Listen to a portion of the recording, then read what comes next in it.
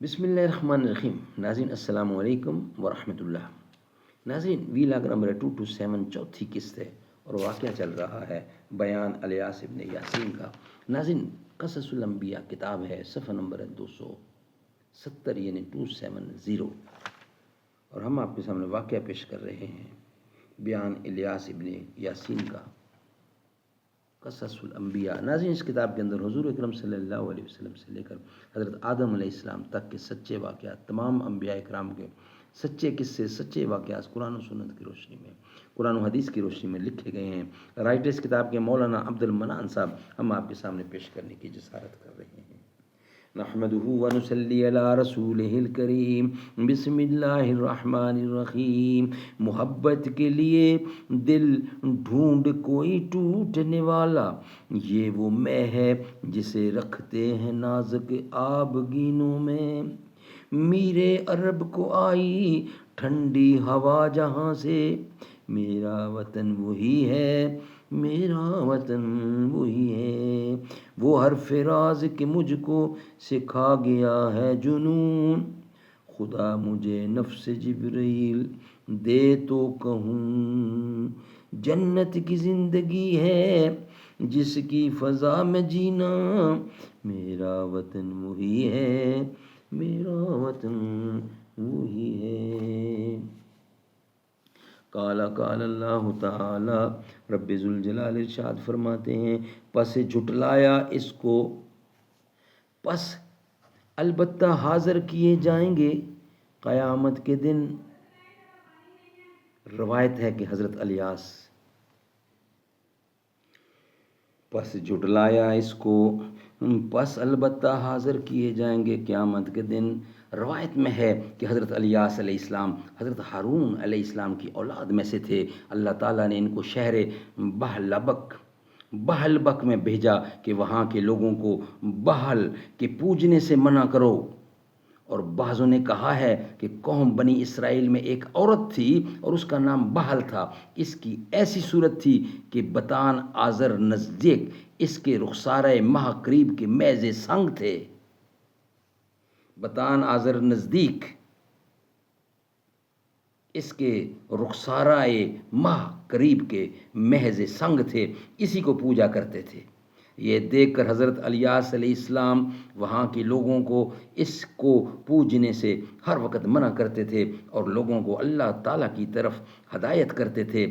بس کچھ روز بعد وہاں کا وہ بادشاہ ایمان لے آیا اور اس نے حضرت الیاس کو اپنا وزیر بنا لیا اور پھر ان کی بہت ہی قدر و منزلت کرتا تھا. پھر چند روز کے بعد اس نے اپنی قوم کے ساتھ راہ ضلالت اختیار کر لی اور اپنی قوم کے ساتھ بت پرستی شروع کر دی. یہ دیکھ کر حضرت الیاس علیہ السلام نے اس سے خفا ہو کر ان پر قحط کی بد دعا کی، جس کے نتیجے میں 3 برس تک اس جگہ پانی نہیں برسا. سارے ملک میں قحط نازل ہو گیا اور کھانا اور جانوروں کو خوراک نہ ملنے کی وجہ سے آدمی اور جانور سب کے سب مرنے لگے.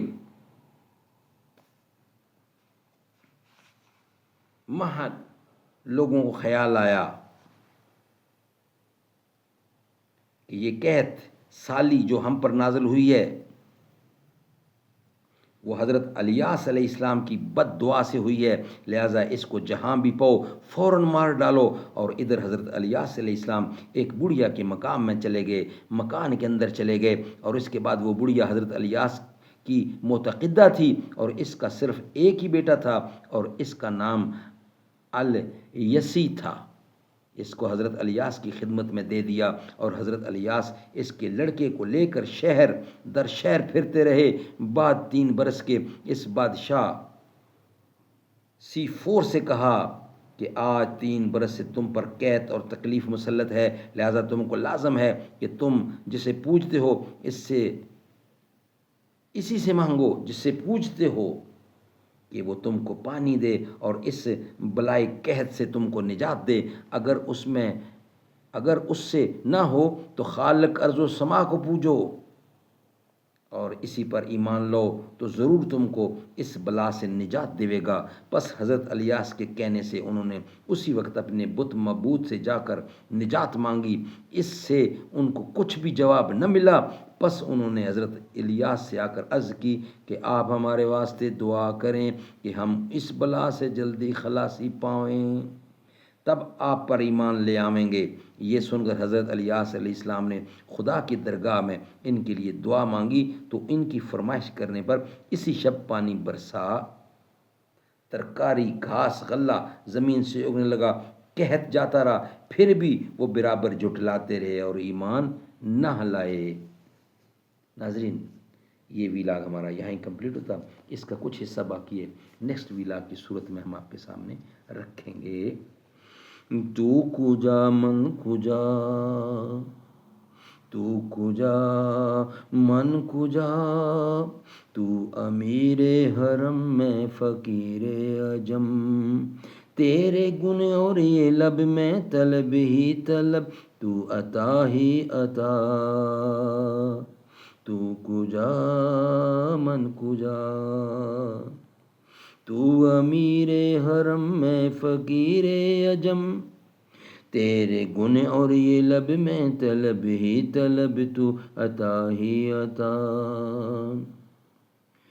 الہام ہے جامہ تیرا، قرآن ہے امامہ تیرا، منبر تیرا عرش بری، یا رحمت للعالمین،